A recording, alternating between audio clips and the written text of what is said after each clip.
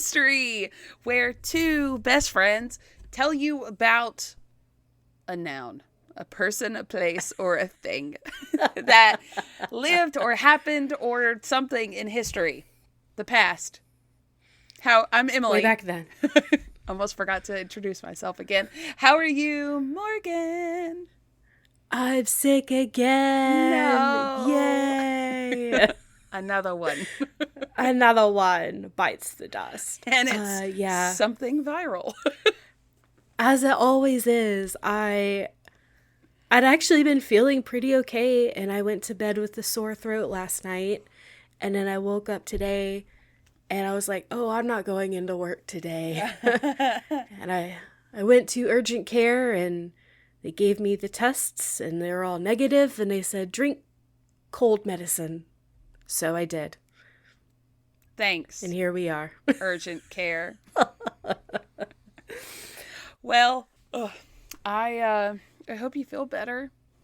Thank you. Hopefully this will be gone within the next day or two. Yeah, fingers crossed. I just keep taking cold medicine. Your prescribed cold medicine. It's Dayquil. Well, I'll say let's get into it, but I want to talk about my trip first because it is directly, this episode is directly influenced by my trip to Chicago. We had so much fun. Chicago's such a fun city. Yes. If y'all didn't hear, I don't remember if I said it or not, but my husband had a work trip up there. His job was like, hey, you want to bring your wife? And my husband was like, I do like her, so yes. So all we had to pay for was my airfare and then like my food and stuff like that. So nice. That made it way cheaper. But what we did was we flew into Chicago. A friend of ours who lives about an hour away from Chicago has a 40-foot like boat, yacht, cabin cruiser thingy. Nice. A boat. And we stayed on the boat that night. And then the next day we took it out on Lake Michigan and like went and got lunch at a different marina and then just drove it back. Like it was just fun. We were just boating. And then we went back into Chicago on Sunday evening. Stayed in a really bougie hotel, so thanks, Nick's job, for that. I was like, I would never. Wow. But it was really cool, and Nick had a coworker that went, so his wife was there as well. She's in grad school, so in the mornings, she would be doing grad school stuff. I would be walking around by myself exploring, so like I went to the Bean and walked around Millennium Park and just kind of took it in. And then I'd meet up with Courtney and we had brunch and we went shopping. We found the closest Goodwill because that's who we are as people. And we ended up buying enough stuff that we had to mail it back to ourselves. And then we went into the Art Institute of Chicago, which I don't know if I ever told you this, Morgan, but my beloved Mama Jimmy, always wanted to go to art school. And she was going to go to the art school in Chicago, but her dad wouldn't let her. Oh, so it was sad. just like a full circle moment. It was like, Mama. Yeah. And we also walked around and sorry if this hurts your feelings. We did kind of poke a little bit of fun at some of the modern art because what is that? Lines on paper. I'm glad y'all get it, but we didn't.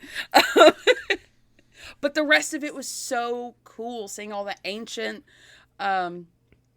like statues and the art and like the pottery and the metalwork.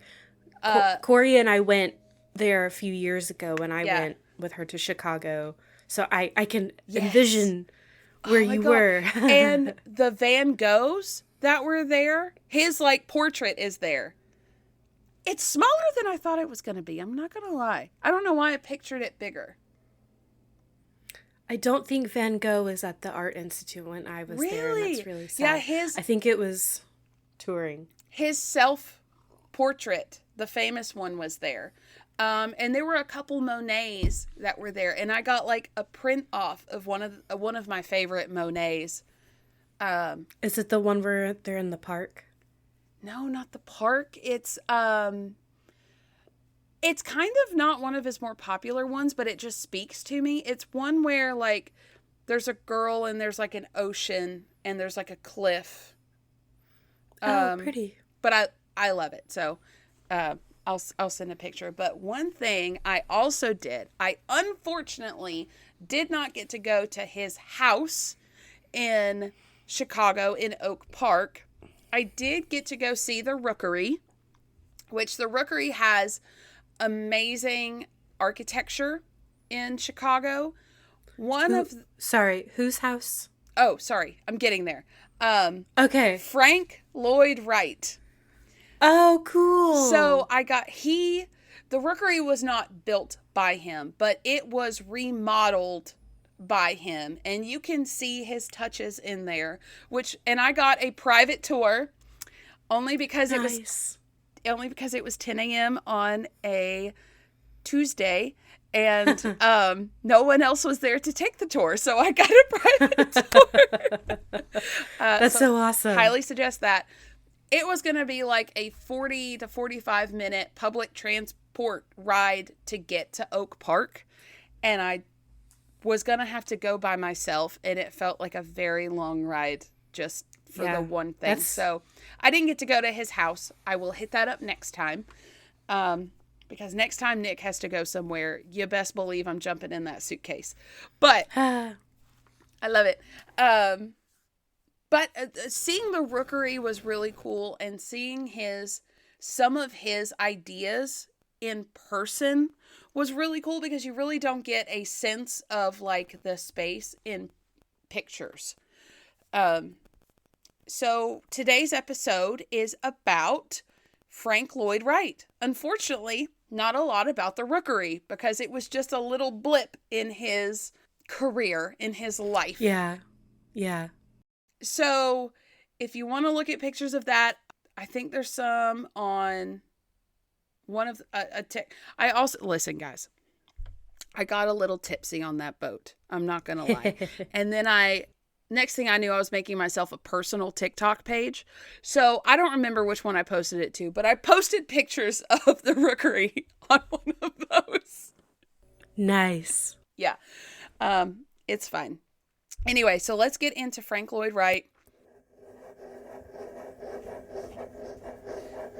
It's the 1930s in Wisconsin. An architect is busy doing architect things when his office phone rings.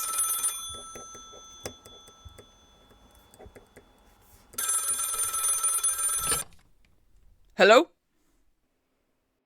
Hello, Mr. Wright. It's Edgar Kaufman. How are you this fine evening? Ah, yes, Mr. Kaufman. I'm doing as good as I can be, I suppose. I hope you and the missus are also well. What do I owe this surprise phone call to? Yes, we are both well.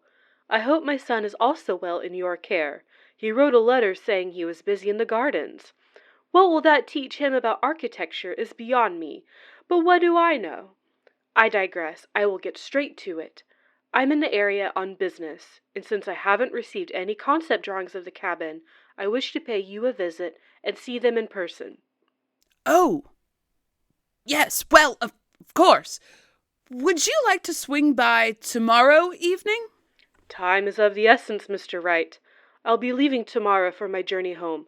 I must insist it be this evening. This evening? Yes. Well, of course. Come by around 7 and I'll have dinner prepared for you, and Junior can join us. Thank you, Mr. Wright. My pleasure, Mr. Kaufman. Mr. Wright looks through the file that was started for the Kaufmans and finds nothing but sketches of the land and a few haphazard measurements. Not a single concept drawing to be found. He looked at the clock, which read 5 p.m. Well, I better get to it then, or I'll be thoroughly fucked.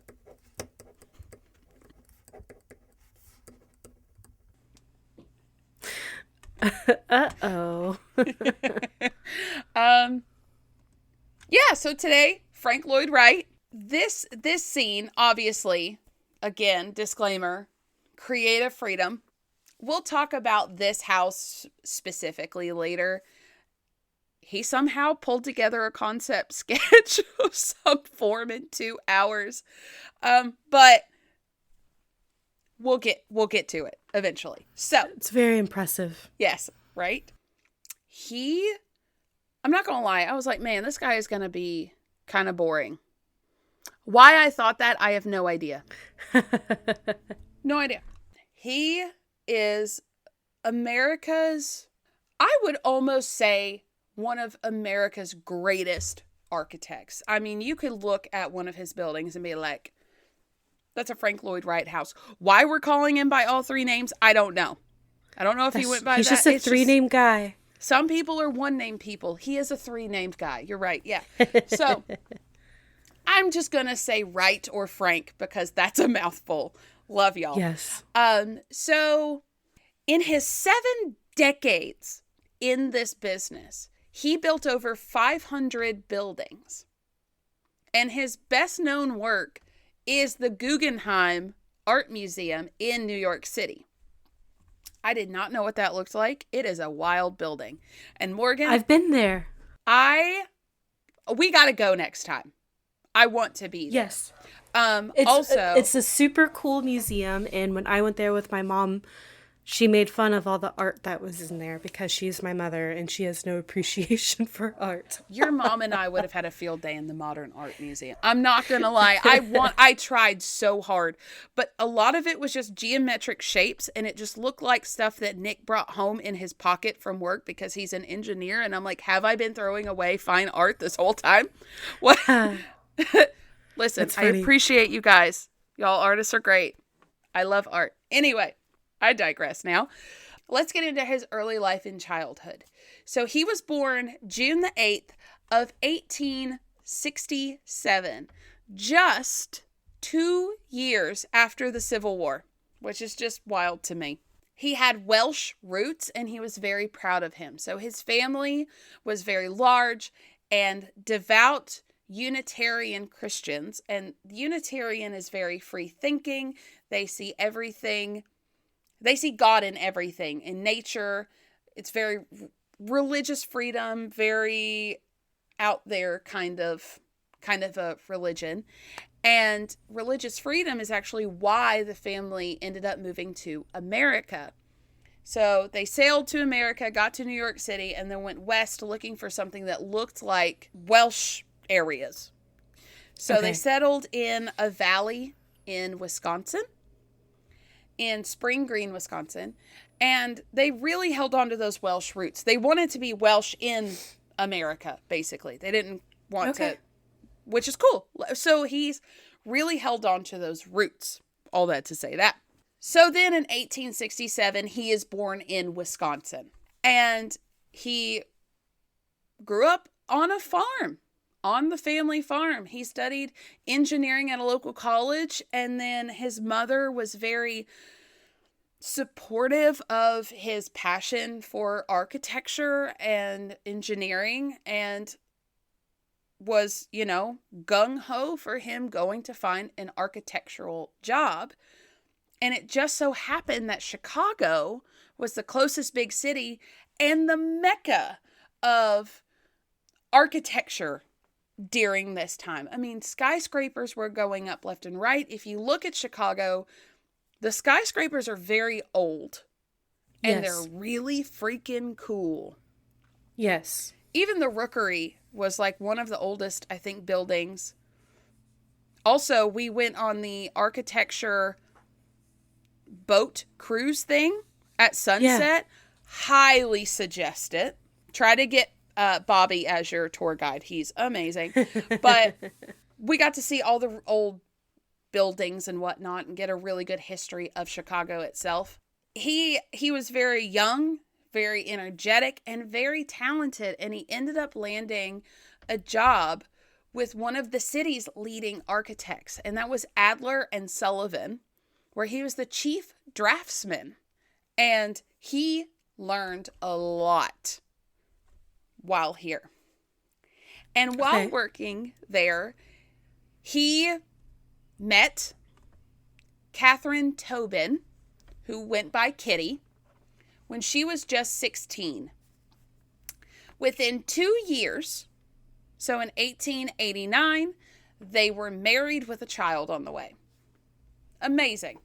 All right. So she is 18, guys. She's of age. And he is around her age as well. I think early 20s at this point.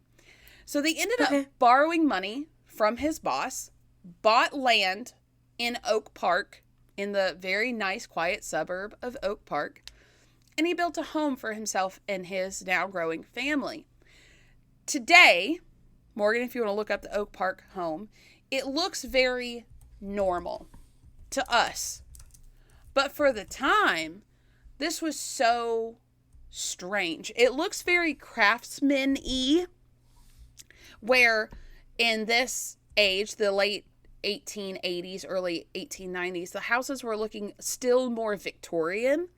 And this was very blocky. I don't know how to describe it. There's a lot of like levels to it. It's like split level but on crack a little bit. Yes. And what's really cool about this is one of the first kind of open plan concepts, because back in the day, all the homes were boxes. And he even said, homes are a box and rooms are boxes within the box. And he was like, I don't like that. He wanted to break away. Literally, that's what he said. He wanted to break away. No more boxes. He had a pretty open floor plan. And the Oak Park home was his first step into this new kind of architecture. And this house actually attracted a lot more work for him. And he would, within the next few years, go on to design 50 houses for clients, because his house attracted more people. Now, during these years, Frank and Kitty would go on to have 6 children. Wow. By the time he was in his late 30s, they had a very happy relationship for the first 10 years of their marriage. That is some foreshadowing happening. The Wrights entertained often, spent money very freely. The house was lively, very rambunctious children. Catherine even had she had like a daycare within the home, so she would help out neighborhood kids, and they were encouraged to do crafts and Japanese prints and books and things of that nature. And Catherine, that's very cool. Catherine was very active in the 19th Century Women's Club, which is now known as the 19th Century Charitable Association, and an incredible feminist for the time. Especially, she was doing a bunch of shit for the women's suffrage movement, even while having 6 children, which is... That's incredible. Incredible. She's amazing. So, fast forward a little bit to 1893. So, 1887, 1893, about 6 or 7 years later, he breaks off on his own, does his own architectural practice, and starts designing his own homes. So this is where we're seeing what is known as his prairie style. A notable one is the Darwin D. Martin House. It was built between 1903 and 1905. But one thing, I know they're really cool. I love looking at his houses. Him and his family every Sunday would walk to a church. And this Unitarian church was struck by lightning and burned to the ground unfortunately. And he was like, don't worry about it, guys. I'm an architect, right? And he always hated the church because it was very Gothic. And he didn't like the vibe of the church. So he designed Unity Temple. And this was the world's first modern building. So it started in 1905 and was finally finished in 1908. The church does not look like a church. It doesn't apparently even have like an obvious way in. It's wild looking. The walls are made out of concrete, and his justification for that was that it was cheap. And the church committee was like, we like that. And Yeah.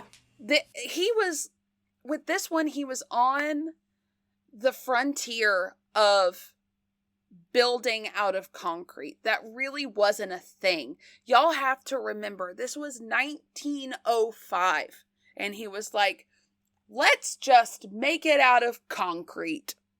I'm sure at the time timber and brick and stone were still like the go-to. Absolutely. Everything was still very Victorian looking.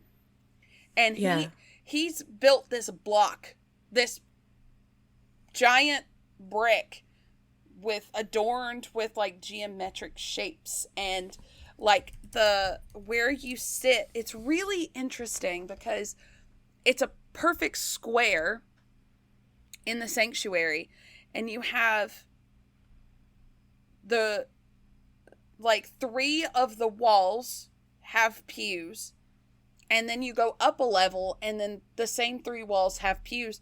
You can sit in a chair and see, unless you're sitting like on top of someone else, you can see 2/3 of the room. You can look at their faces the way this is set up. Mm-hmm. And he did that to like make a kind of like community feel to it. So you feel like you're all together, not just sitting in rows looking at one person. There's community. You can see all the other people in the congregation. Yep. The prairie style is still in full swing for him. So we're talking about like the long flat roofs, kind of, low ceilings. It's a vibe. Just look up his prairie style. I don't know. I don't have the words to describe it to you. So the Roby house is a really good example of that. And it wasn't uncommon that when you got a house that was designed by Wright, you also got furniture that was designed by Wright as well. Oh, I didn't know he designed furniture as well. Yeah, he would design the furniture for that house. And he had very strict rules, like you cannot put your own artwork on the walls. You have to have the furniture a certain way. You have to do this the way I want it to be. And apparently,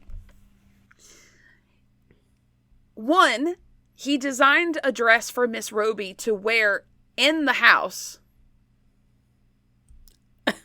to go to match the house. I don't know. He also would sometimes just show up at these clients' houses unannounced while they were gone and just rearrange their furniture. Just come home and he's like, oh, this couch looks better here. Hope you don't mind. Sir, just because you built the house does not mean it's your house and you can just come in. What if that's like in the contract? Like, what if it's like, yeah, he can show up and just do whatever. If Frank Lloyd Wright is in the house that he built for you, do not call the police. No, this is normal. Or you don't own the house anymore. We take it back. I will get a little bit more into design, obviously, because his design changes over the years. But I don't want to get bogged down with technicalities. Like I told Morgan, I had 5 pages of notes, and then I looked into his wives, and then I had 11 pages of notes. So let's go on this ride together, y'all, shall we? Let's do it. So in 1909, I literally wrote, leave it to a man in the early 20th century to fuck some shit up. Okay? I think that was a requirement to be a man in the We've early seen it. 20th century. We've seen it a million times. We'll continue to see it, I think. But he started feeling, I don't know, like a lot of very successful artists, I think, restless and wanting the next thing. And having a wife and 6 kids at home was really a bummer for a man in the early 20th century. What a ball and chain. Oh my God. And he, started going out more, doing debauchery and having a girlfriend who is the wife of one of his clients. Ooh. Named Emileigh. Mamah. Mamah. Borthwick. Cheney. What a name. Borthwick. Yes. Borthwick. And she was 37 years old. A feminist and free thinker, which so was his current wife, so not an excuse. And a mother of 2. And they were much younger. So, because, at this point, 1909, they got married. They'd been married for like 18 years at this point. 19 years, something like that. So, he's in his late 30s. He was like 39. She's like 37. When they were discovered, what do you think a rational man would do? What he should have done if he wasn't happy with his wife anymore was divorce his wife. Yeah. Well, he closed down his studio, abandoned his family, and fled to Europe with Mamah. So, he did apparently return in 1910 and tried to reconcile with Kitty. I guess things didn't turn out quite how he wanted them to. No, with Mamah, huh? they did though. Kitty was like, "Fuck off, fuck all the way off." Right. No, thank you. Good for her. She had. We'll talk about what gets into what happens to Kitty, but she was like, "I'm fine with that. I don't need your bullshit anymore." Get it, Kitty. Good for her. So, in 1911, he ended up converting his Oak Park studio into a home for the family and then turned the house into a rental apartment for income for them. So, at least he made sure his family was taken care of. I'll give him that. Bare minimum. Bare minimum. Bare minimum. Bare minimum. But it's better than what we've seen in the past. It's true. Yeah.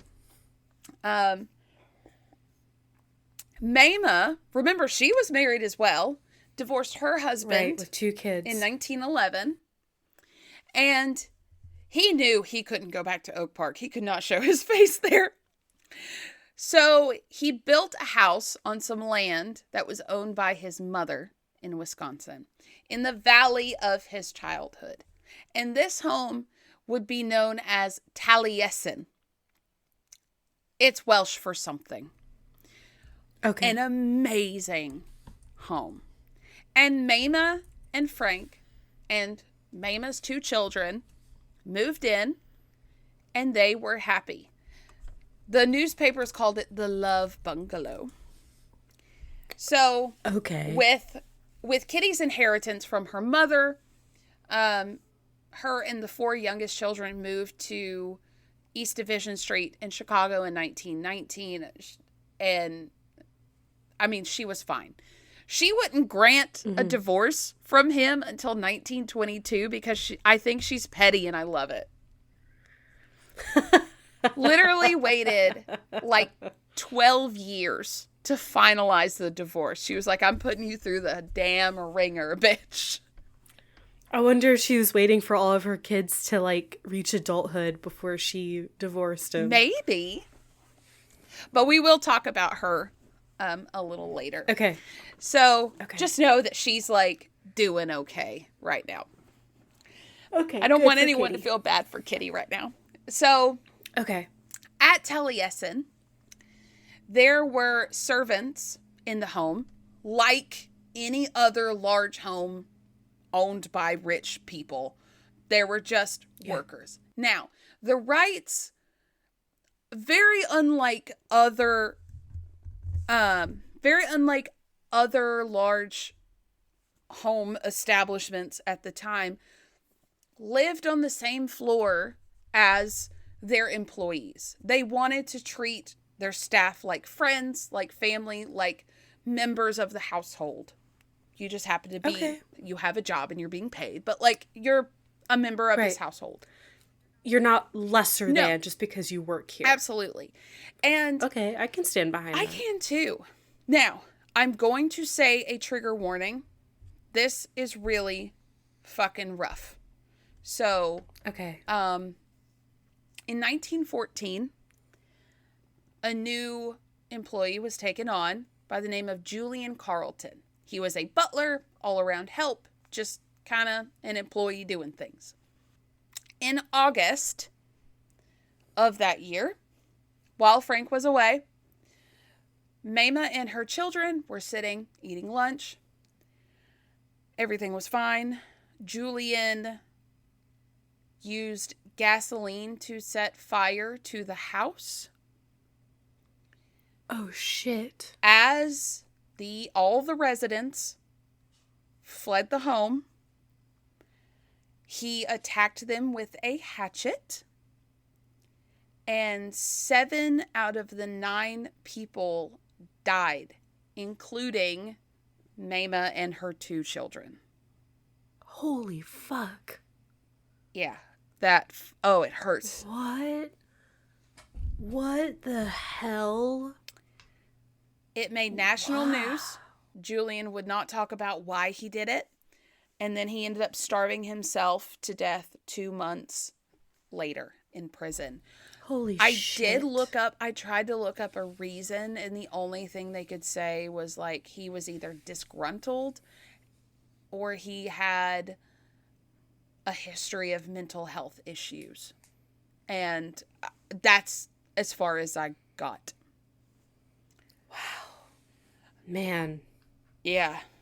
Oh, that's... Yeah. How sad. How tragic. And they only lived together for like 5 years. That's it. Yeah, we're going to have to move on from that because I can't even think about it. Yeah. Emileigh was buried in the valley, and Frank, understandably, went into a horrible despair. He did end up rebuilding the house and worked abroad pretty much on and off for the next decade. Yeah. And then apparently, y'all, this is getting... I'm going to need you to remember this lady's name. Right after Emileigh died, a woman named Miriam Noel sent her condolences. I do not know how they met. But apparently they must have started some form of relationship. I don't know how long after. Mm-hmm. Apparently he was still going abroad on and off, so I don't know if she was like a hookup when he got back into town. I know bouncing back from a tragedy like that can lead to things like that, so, whatever. Yeah. Remember Miriam. Okay.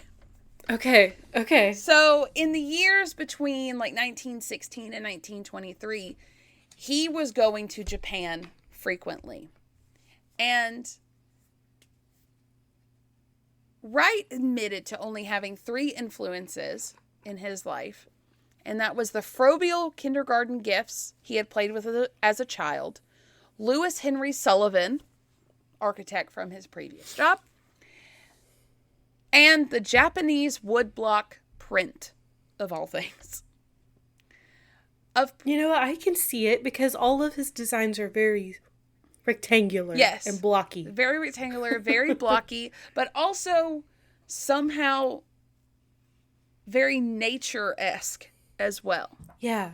And there's a lot of depth and dimension. Yeah. Like, it's not just one big flat surface, so I can see that.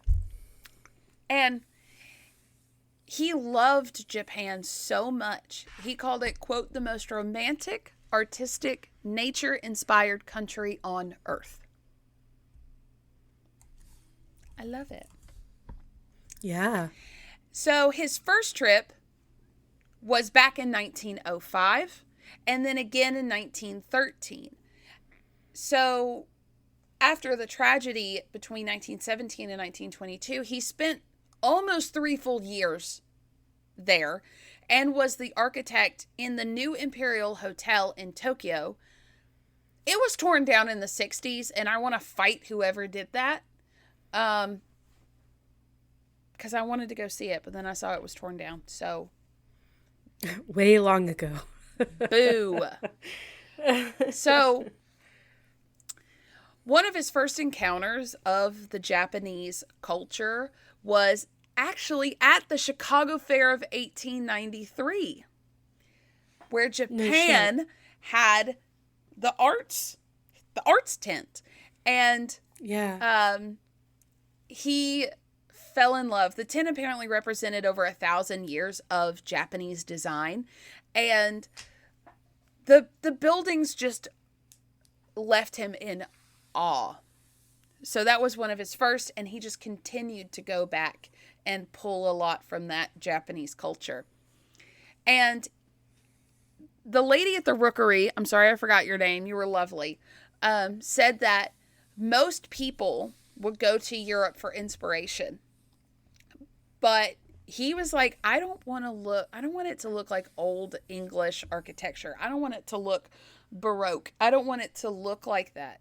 We need something new, something fresh. So he just wouldn't even he went to Europe, but he was like, Japan. Yeah. I mean, it's so different than European style. Yes. You know? So I can see how he found inspiration there. And it's gorgeous. So. Yeah, for sure. Back to the drama. So Miriam and Frank were married November 19th of 1923. The following May, she left Taliesin. So in 1924, because she had a morphine addiction that led to the split. Oh, shit. Yes. Listen, y'all, I was almost done researching. I was almost done. And then I came across this one sentence that was like his divorce from Miriam Noel. And I'm like, what do you mean his divorce from Miriam Noel? I don't know who this lady is, and I'm already done with this research. So I go back and I find out who this lady is. And to my shock,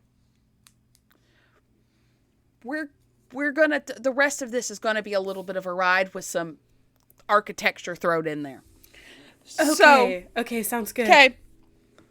I can understand why they wouldn't want to put her in the forefront of his story.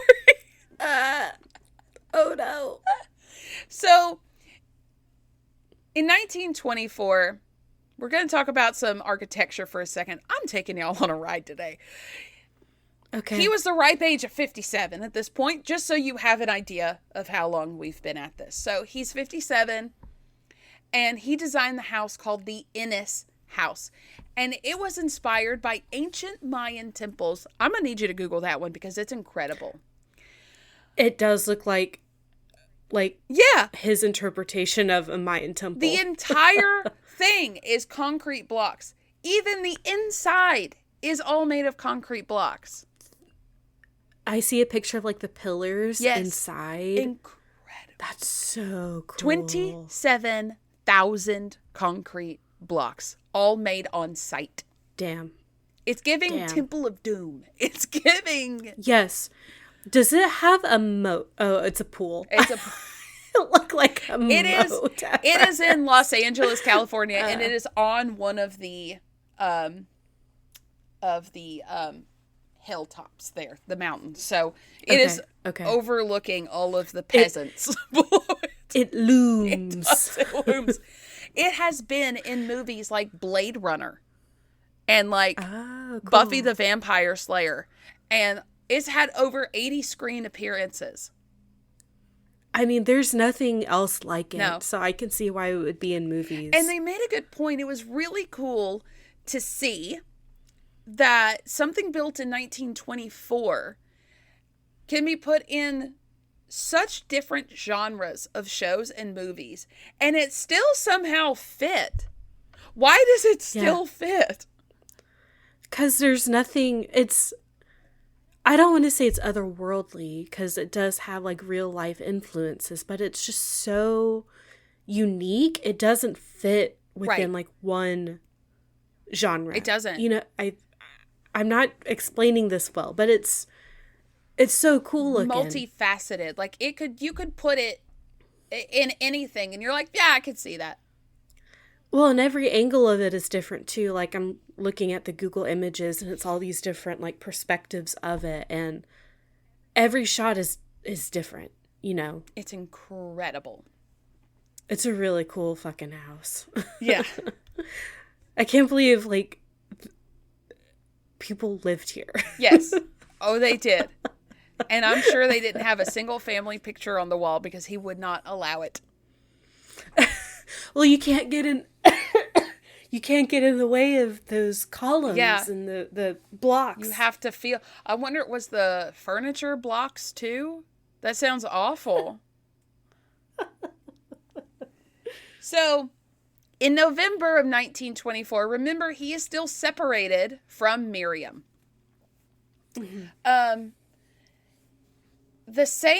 That year, he met Olga Ivanovna Lazovic, or Olga Ivanovna Milijanov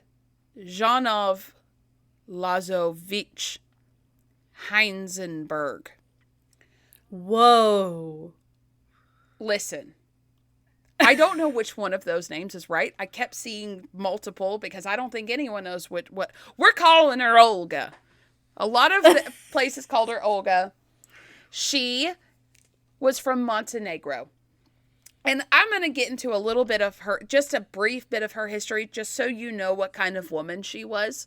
Her father was the first chief of justice of the Montenegrin Supreme Court, and her mother was a general in the Montenegrin army. That's fucking badass. Yes. And they met at a ballet performance in 1924. It was love at first sight. She was 31 years younger than him. Oh. But still a general? Her mom was a general. Oh, so Olga met. She was 31 years younger than Frank. Oh, yes. Okay. Yes.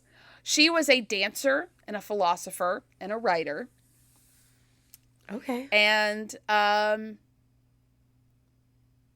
yeah, not very old at all. So she would be in her mid-20s, right? I think so. Yeah, 19. So she would be around 26 years old at the time. Okay. And the relationship was very scandalous. I think because of the age difference and because he was still married, technically. She was still married, technically. She was married? She was married. And they were both seeking divorces at the same time. So, you know, by today's standards, it's not that bad. But 1925, that was like, oh no. Scandalous. So, business did kind of suffer. But by the beginning of 1925, she was living at Taliesin and knocked up. Oh. Yeah. So, on April 20th of 1925, crossed wires from a very newly installed telephone system caught Taliesin on fire again. Oh my God. It destroyed a good amount of the house, but most importantly, it destroyed a collection of Japanese prints that Wright estimated at $250,000 to $500,000, which is that's so sad. $4.482 million to $8.965 million in 2024. Shit. Yes. He rebuilt the home and named it Taliesin the Third. Third time's a charm. And hopefully it doesn't catch on fire again. Yes. Fingers crossed. I as far as I know, this is the last iteration of Taliesin. Okay. On November 27th of 1925, Miriam files for divorce, allegedly claiming desertion and cruelty.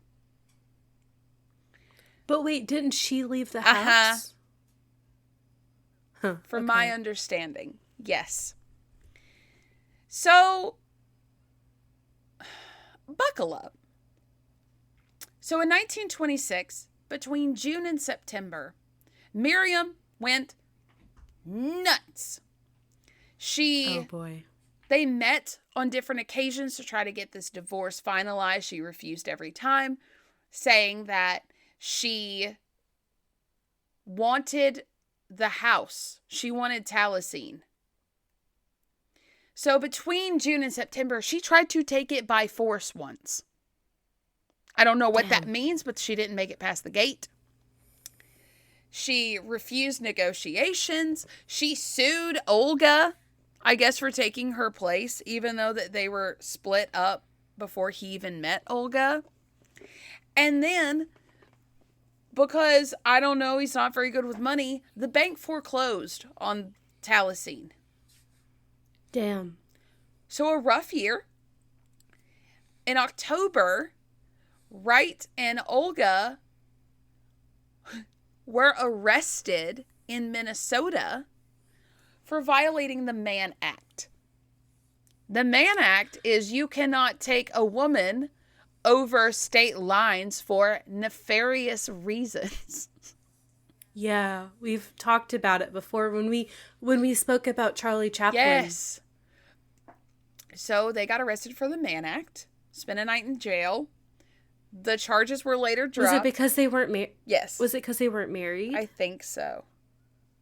Okay. They weren't married. I think technically... Because she was pregnant with his baby. Yes.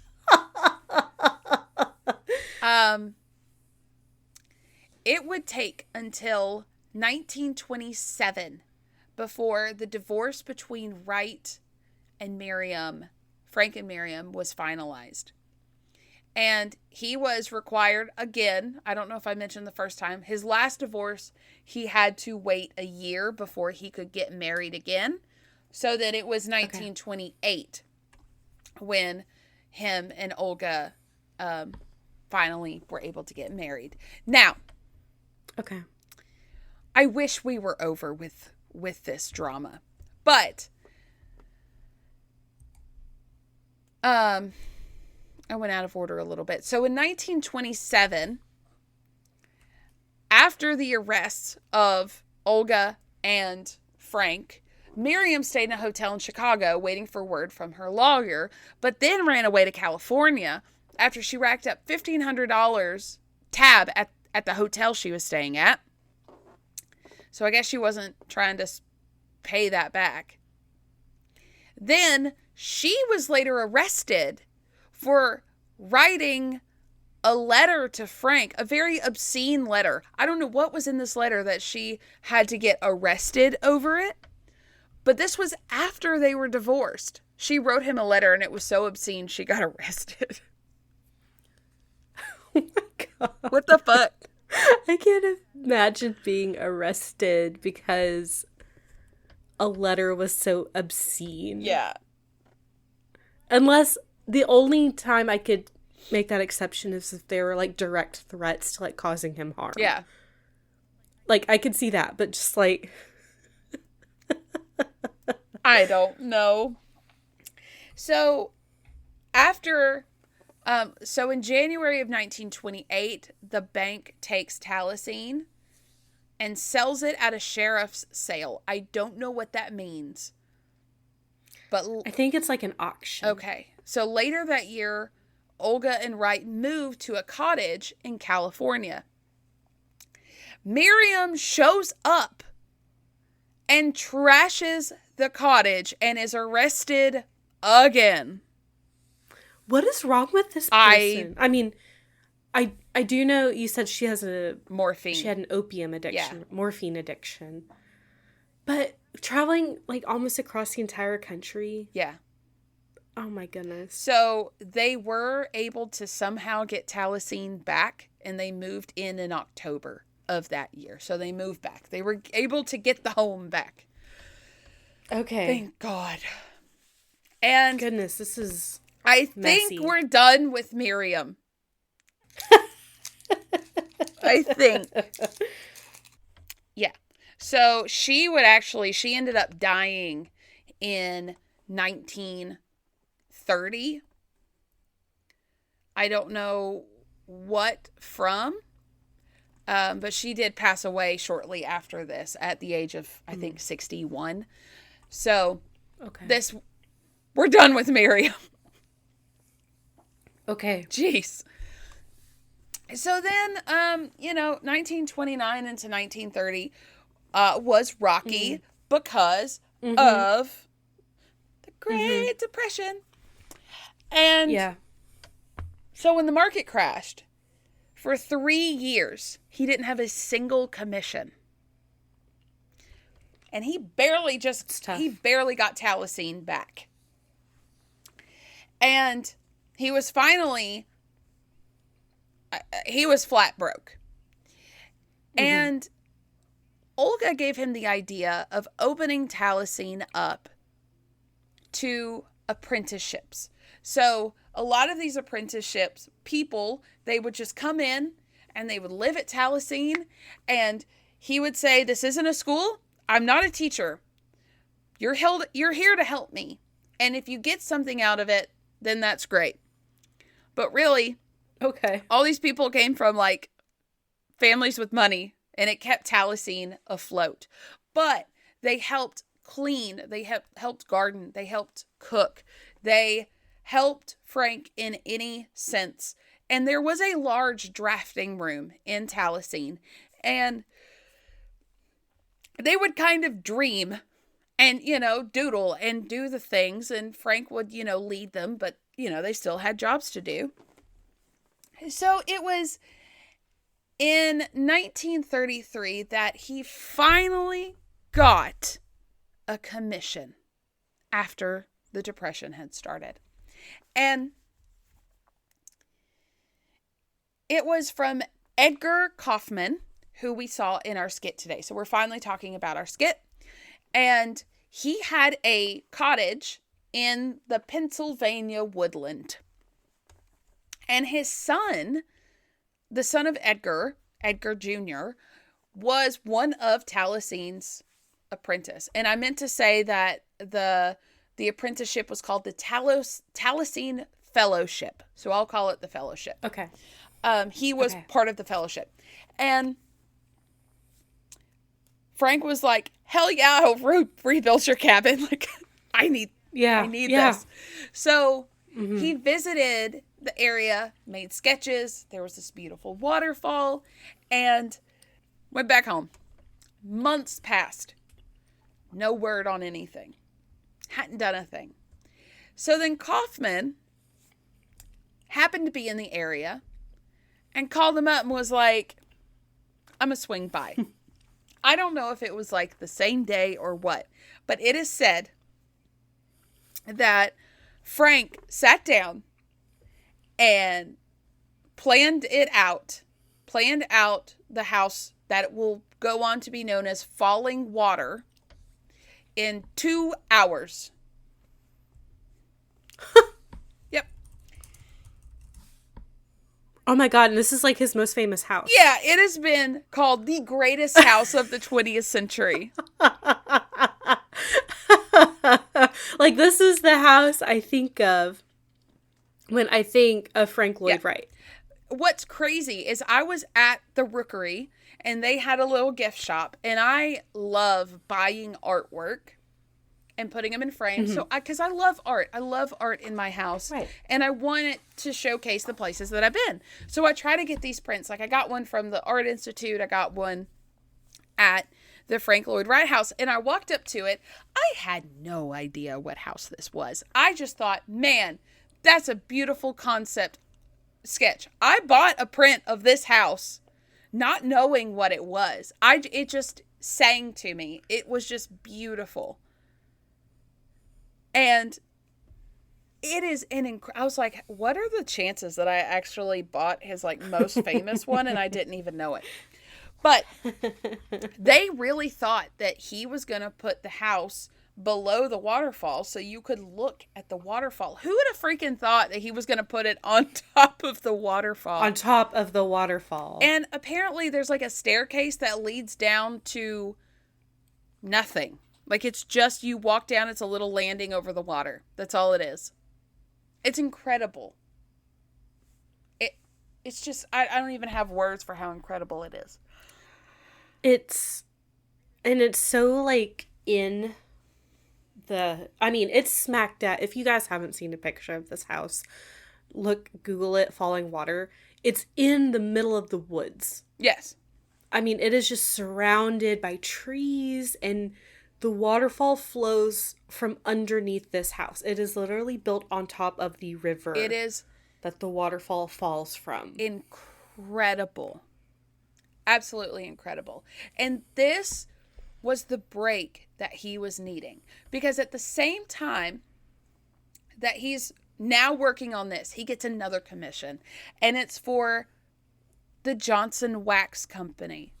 That would go on to be Johnson & Johnson. Or S.C. Johnson. So he began working on that. And the great workroom is gorgeous. It's glorious. It is unbelievable. Is this outside or is this all inside? It's inside. It looks like there's a false sky. Yeah. And the columns look almost like modern trees, like weird modern trees. Yeah. Guys. They look like, yeah. Look at it. Look at it, guys. It looks like a Willy Wonka factory. Yes. But like in the best way. The builders were like, I don't know if that's structurally sound. We've never used a column of that shape before. So they insisted. Like the state was like, you need to prove for building code purposes that they're structurally sound, which is fair. So right. They're spindly. Yeah, they built one, and they put 10 tons of sandbags on top of it. And the building code was satisfied.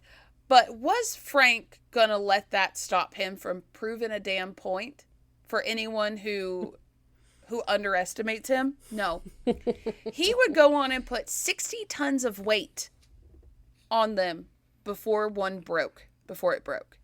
60 tons. So they, yes, are structurally sound. Yeah.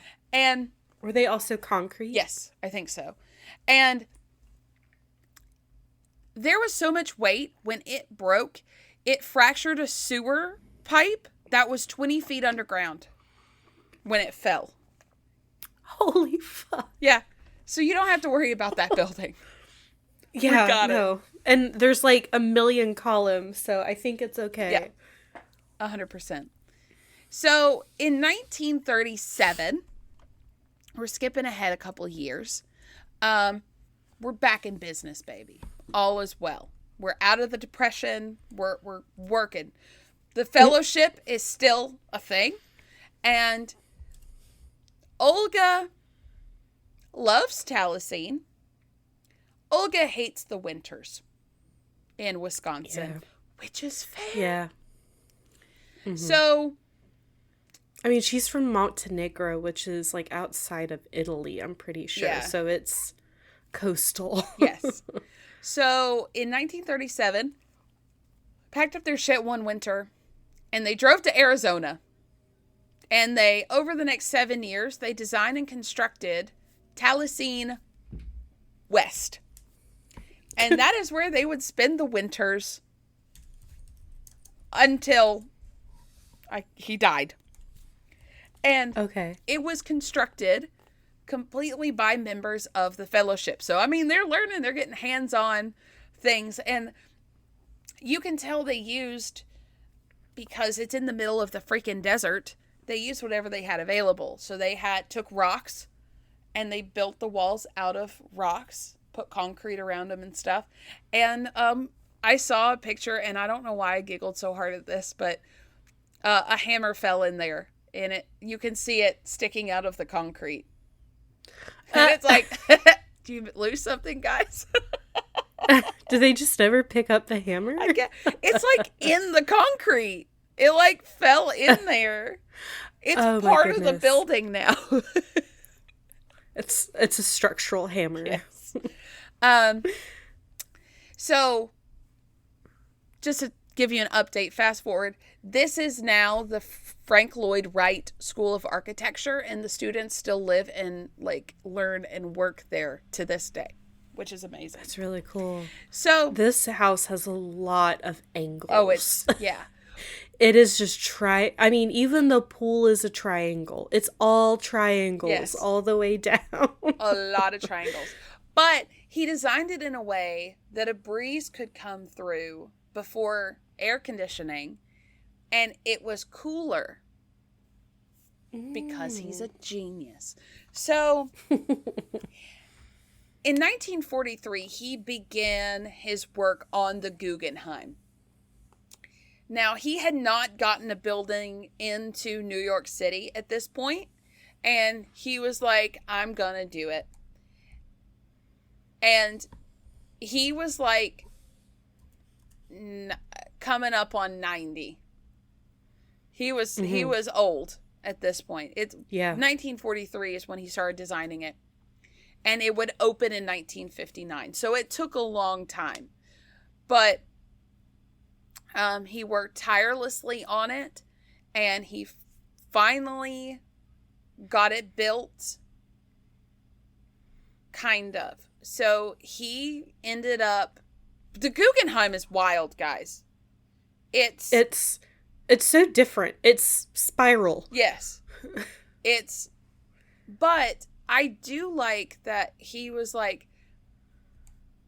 he kind of guided your experience through that, because there's one way through this building. That's it. One way. And I know from experience in Chicago, we got lost in the Art Institute. We just got lost. It's a labyrinth in there. It is crazy. And I wish that it was just like, oh, you're going this way. And you're going to see it. You go to the top and then you go down. Yeah. That's how we did it. We just went to the top and then went down. Yeah. And the Chattanooga Aquarium is like that. You have a path. And you pretty much don't divert from that path. Right. So when Frank was a ripe 91 years old, he died in April of 1959, 6 months before the Guggenheim opened. So he got to see it built, but not opened yet. That's still impressive, though. Yeah. I mean, living to 91 is no small feat. Yeah. He was born 2 years after the Civil War. He died a television personality and was in the early ages of the space age. Time. That's so crazy. He was buried in the valley of his family in Wisconsin. So, brief, what happened to the wives? Okay. So, Kitty, Miriam, we know. Yeah. Kitty, after the separation, she supported women's suffrage, like I said earlier. She had her inheritance. And she married a guy named Benjamin Page, who was a retired Chicago businessman. They were divorced by 1937. So they were only married for 7 years. And she kind of traveled to just spend time with all of her kids. And the last couple years of her life, unfortunately, she had to live in a sanitarium because of her poor health. And she died March 24th of 1959, 3 weeks before Frank died himself. Shit. Wow. Which is crazy to me that if they had stayed married... they would have lived their entire lives together. Yeah. They would have been together for like over 70 years, which is insane. Insanity. Yeah. If Frank had just... Because it seemed like he had a good woman, and I don't know what was going on in that house, but damn it, Frank. Now, he always said, apparently, that Mama was the love of his life. But, tragedy. Right. Well, Olga is definitely credited for sparking his reemergence into the career because, could have gone south had she not helped him get the fellowship going. So she kept the Frank Lloyd Wright Foundation and the fellowship going after his death. I don't know if the fellowship is still going on to this day, if you could look that up. Yeah. So in 1970, she invited Svetlana Alexievna, or the youngest child and only daughter of Joseph Stalin, to Taliesin West. Now, this is what that youngest daughter, or the only daughter of Joseph Stalin, had to say about Olga. Mrs. Wright's word was law. She had to be adored and worshipped and flattered as often as possible. Flowers sent by mail and presented by hand, she enjoyed and encouraged. She gave advice to the architects, guided a drama circle, a dance group, and a choir, and counseling on private lives and relationships, expecting everyone to make personal confessions to her. She was a quote-unquote spiritual leader and self-appointed minister, preaching on Sunday mornings on matters of God and man. So she... All right. I don't know. Very in control of... Yeah. A bit eclectic. Yes. Yes. She died on March the 1st of 1985. So she lived about 30 more years past him. Hold on to your biscuits, Walter. She arranged for Frank's body to be removed from his grave, then cremated, mixed with her ashes, and used in the walls of a memorial garden at Taliesin West.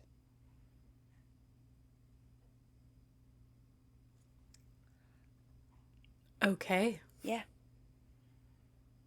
All right. So, is the fellowship still going? So from what I see, it is not. It became the School of Architecture. Got it. That makes sense. Okay. So, yes and no. Yeah. Cool. They on their website, they acknowledge that they used to be the fellowship and then evolved to the School of Architecture. Got it. So I will leave y'all with one final quote that I feel like sums up his mentality on architecture. And that'll be it. So, okay. 5 lines where 3 are enough is stupidity. 9 pounds where 3 are sufficient is stupidity. but to eliminate expressive words that intensify or vivify meaning in speaking or writing is not simplicity, nor is similar elimination in architecture simplicity. In architecture, expressive changes of surface, emphasis of line, and especially textures of material may go to make facts eloquent, forms more significant. To know what to leave out and what to put in, just where and just how, that is to have been educated in knowledge of simplicity. End quote. Well, all right. That, I feel like that summed it up pretty well, because his designs are simplistic, but that doesn't mean cold or unintriguing. He did know just like how to throw something out there. He knew how to make, like, less is more. Yes. It seems like was his motto. Yes. And don't take like something out that speaks to you just because it would make it more simplistic.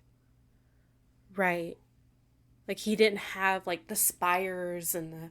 Like, he didn't make things intricate for its own sake. Like, he had a vision that he then was able to express. And he only left in the things that mattered. That would make it interesting. Not just, you know, you wouldn't have a blank wall. Even the blank walls had texture because a lot of them were concrete. Right. Yeah. He didn't slap a bunch of gargoyles on stuff and, like, you know. Yeah, I think he hated Gothic. He was like, straight lines. Yeah. Yeah. Well, based on his design, like, he likes his straight, clean lines. Yes. Very straight, very clean. So yeah, that's Frank Lloyd Wright.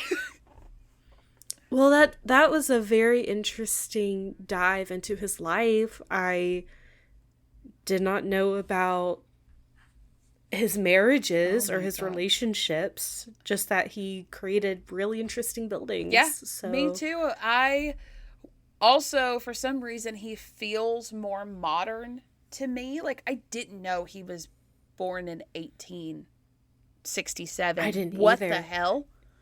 No, I agree with you. I thought those buildings were built in like the 50s and 60s, not the 20s. Yeah, incredible. He was so ahead of his time that I can't even fathom how ahead of his time he was.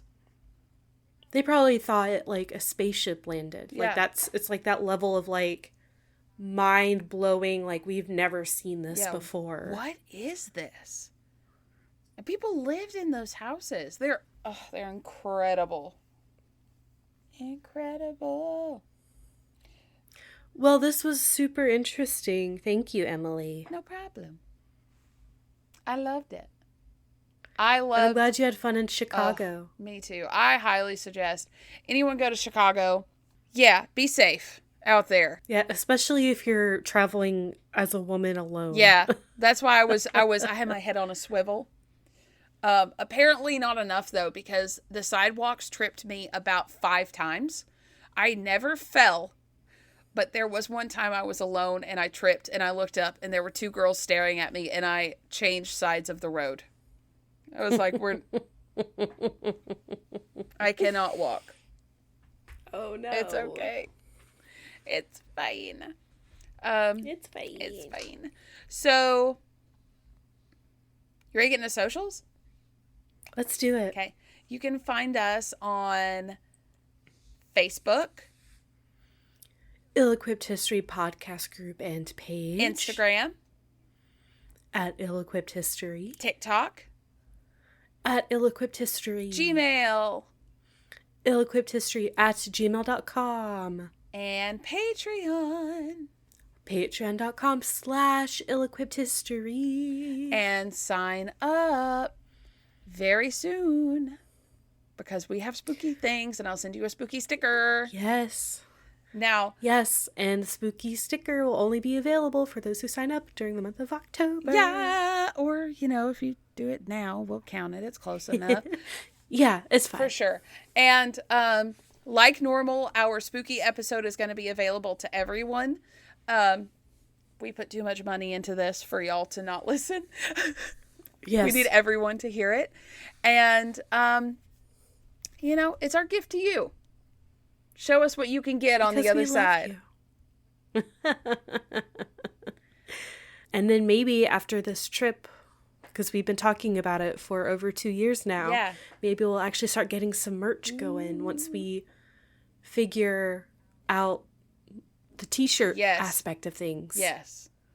We've got a few kinks to work out, but we've made steps. We've made progress. Okay, great. Yes. Okay. Well,